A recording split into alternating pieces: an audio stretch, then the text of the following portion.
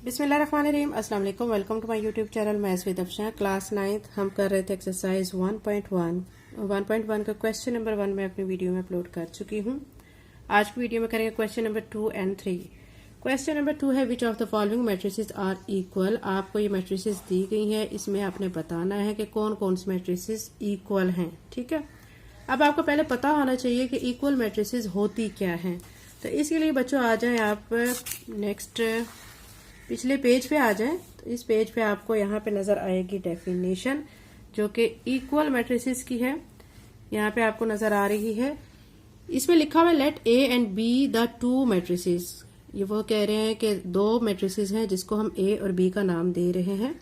A is set to equal B equal to B, यानी A जो है वो इक्वल होगी बी के। कब होगी, ठीक है, और वो कब होगी उसके लिए दो कंडीशंस हैं। एक तो उनका ऑर्डर, ए मैट्रिक्स का ऑर्डर वो होना चाहिए इक्वल किसके, बी मैट्रिक्स के ऑर्डर के इक्वल, यानी दोनों के जो ऑर्डर हैं ए और बी का सेम होना चाहिए। दूसरी बात यह है कि their corresponding entries are equal, यानी उसमें जो नंबर्स हैं उस मैट्रिसेस के अंदर वो भी क्या होने चाहिए, इक्वल होने चाहिए। ठीक है, अगर ये दोनों कंडीशंस पूरी हो जाती हैं तो हम फिर कहते हैं कि दीज मैट्रिसेस आर इक्वल। अगर ये कंडीशंस पूरी नहीं होती, यानी दोनों में से अगर एक कंडीशन हो जाती है, ऑर्डर इक्वल है लेकिन उनकी कॉरस्पॉन्डिंग एंट्रीज इक्वल नहीं है, तो फिर हम क्या कहेंगे कि ये एक जो मैट्रिक्स है दूसरी मैट्रिक्स के इक्वल नहीं है। ठीक है, यानी मैट्रिक्स का ए का या बी का एक दूसरे से इक्वल उन दोनों का होने के लिए क्या जरूरी है, दोनों कंडीशंस का पूरा होना जरूरी है। यानी दोनों के ऑर्डर सेम होने चाहिए, दोनों के जो क्रॉसपॉन्डिंग एंट्रीज हैं वो भी सेम होनी चाहिए। ठीक है, अब एग्जांपल आप देखें, यहाँ पे आपको दिखा रहे हैं ए आपको दिया गया 1 3 -4 एंड 2, और बी दिया गया 1 -4 2 + 1 2 -4 -2। ठीक है, वो कह रहे हैं कि ये इक्वल हैं। बाजाहिर तो आप देख के सोच रहे होंगे कि ये कैसे इक्वल हैं। ठीक है, लेकिन ये जो बी मैट्रिक्स है इसको अब आपने नेक्स्ट सॉल्व भी करना है। यानी ये आपको दी गई है 1 -4 2 + 1। अब यहाँ पे इसको सॉल्व करके आप क्या लिख सकते हैं, 1 -4 तो ऐसे ही आ जाएगा, लेकिन ये जो 2 + 1 है इसको हम प्लस कर लेंगे तो ये 3 बनेगा, और 4 में से 2 को माइनस करेंगे तो 2 बन जाएगा। ठीक है, अब ये देखें ये किसके जैसी बन गई है, ए मैट्रिक्स के जैसी। यानी इधर 1 -4, यहाँ पे भी 1 -4, इधर 3 और 2, यहाँ पे भी 3 और 2। अब ये दोनों मैट्रिसेस सेम हो गई हैं क्योंकि इनकी एंट्रीज भी सेम है और इनके जो ऑर्डर है, ठीक है, इसका ऑर्डर देखें, ये कितनी इसकी रोज है 2, और इसके कॉलम कितने हैं 2 हैं, तो इसका ऑर्डर क्या बनेगा 2/2। और यहाँ पे इसकी रोज देखें, इसकी रोज भी 2 हैं और इसके कॉलम भी कितने बन रहे हैं 2 बन रहे हैं, तो यहाँ भी ऑर्डर क्या बनेगा 2/2। इसका भी ऑर्डर 2/2 है और इसका भी है। ठीक है, और इनके क्रॉसपॉन्डिंग एंट्रीज भी जो हैं वो सेम है दोनों की। ठीक है, ये देखें यहाँ पे एंट्रीज और यहाँ पे जो एंट्रीज हैं दोनों सेम हैं, तो फिर इसलिए हम इसको क्या कहेंगे कि ये A is equal to B, कि ये A जो है वो B के इक्वल है। ठीक है, तो ये मैंने आपको बच्चों एग्जाम्पल बताई है, क्योंकि इस एग्जाम्पल के जरिए जो है हम क्या करेंगे, नेक्स्ट एक्सरसाइज 1.1 का नेक्स्ट क्वेश्चन को सॉल्व करेंगे। क्वेश्चन नंबर 2 में आपको कहा गया which of following matrices are equal. आपको ये दी गई है, इसमें से आपने इसी तरह जैसे मैंने आपको अभी एग्जांपल में बताया था सॉल्व करके, ठीक है, उसमें ऑर्डर आपने देख के और उनके एंट्रीज जो है उनको मद्देनजर रखते हुए फिर आपने बताना है कि ये मैट्रिसेस आपस में एक किसके इक्वल हैं या नहीं है। ठीक है, अब इसका सोल्यूशन स्टार्ट करते हैं।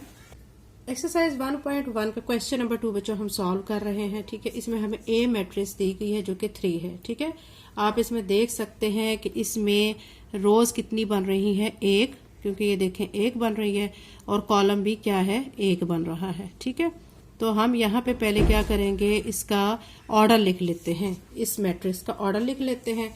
तो यहाँ पे मैं लिख लूंगी ऑर्डर ऑफ मैट्रिक्स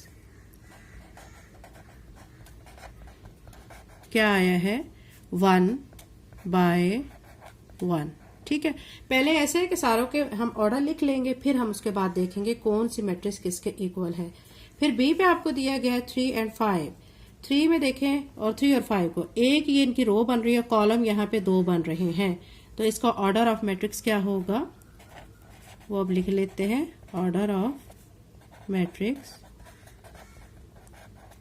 क्या हो जाएगा, यहाँ पे देखिए पहले रोज लिखते हैं फिर कॉलम लिखते हैं, तो 1/2 ठीक है। नेक्स्ट पे देखें, सी आपको दिए गए 5 और -2, इसको अब आप सॉल्व करें। ठीक है, पहले आप सॉल्व कर लें। 5 में से आपने 2 माइनस करना है तो कितना आ जाएगा 3। अब इसका ऑर्डर देखें क्या बन रहा है 1, क्योंकि एक ही रो है एक ही कॉलम है तो यहाँ पे मैं ऑर्डर लिख रही हूँ 1/1। ठीक है, फिर नेक्स्ट पे देखें डी आपको 5 और 3 दिए गए, इसकी देखें एक रो है और कॉलम 2 बन रहे हैं। ठीक है, तो इसका ऑर्डर क्या आ जाएगा 1/2, क्योंकि 1 रो है और 2 कॉलम्स है।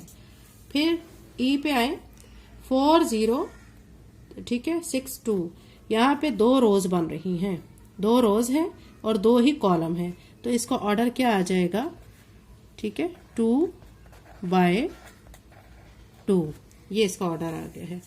एफ जो है वो आपको दिए गए 2 और 6। अब यहाँ पे रोज हैं वो 2 बनेंगी और कॉलम 1 बनेगा। ठीक है, तो इसका ऑर्डर क्या आ जाएगा 2/1। नेक्स्ट पे आपको जी नजर आ रहा होगा, जी में आपको दिए गए 3 - 1 3 + 3, इसको सॉल्व कर लेते हैं।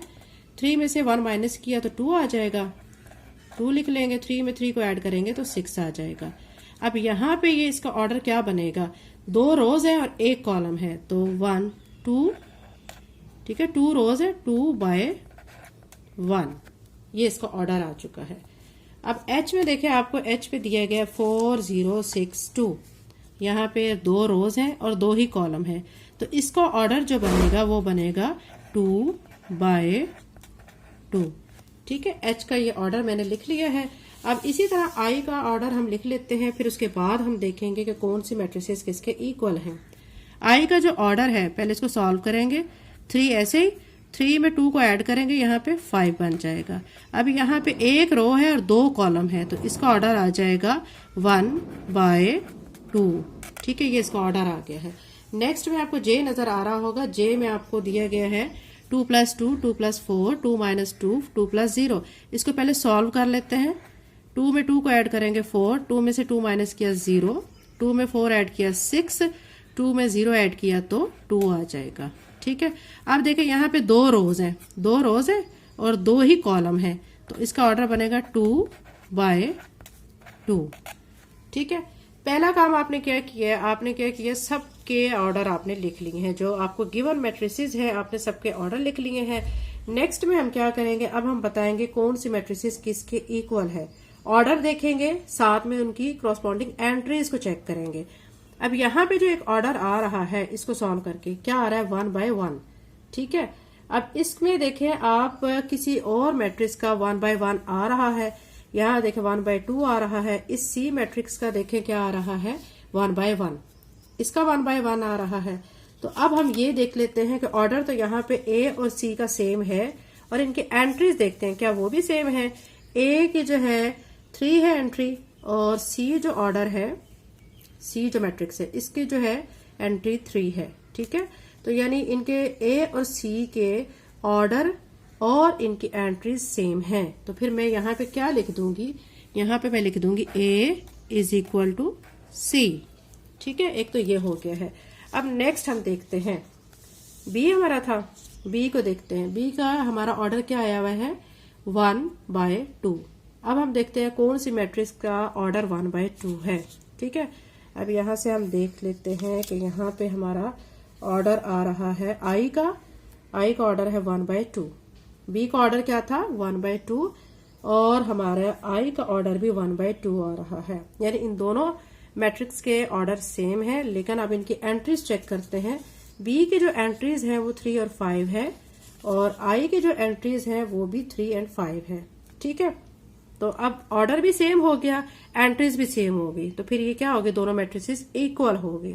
तो अब यहाँ पे हम नीचे लिख लेते हैं, ठीक है B = I। बी मैट्रिक्स किसके इक्वल है, आई मैट्रिक्स के इक्वल। ठीक है, अब ये हमने कर लिया। अब हम नेक्स्ट सी वाला देखते हैं। ठीक है, सी को भी हम सॉल्व कर चुके हैं क्योंकि ए हमारा जो मैट्रिक्स था वो सी के इक्वल आ चुका था। बी हमारा किसके इक्वल आ गया है, वो हमारा आई के इक्वल आ गया है। ठीक है, अभी हम देख लेते हैं नेक्स्ट हमारा क्या है, ये देख लेते हैं किस किस के ऑर्डर सेम है।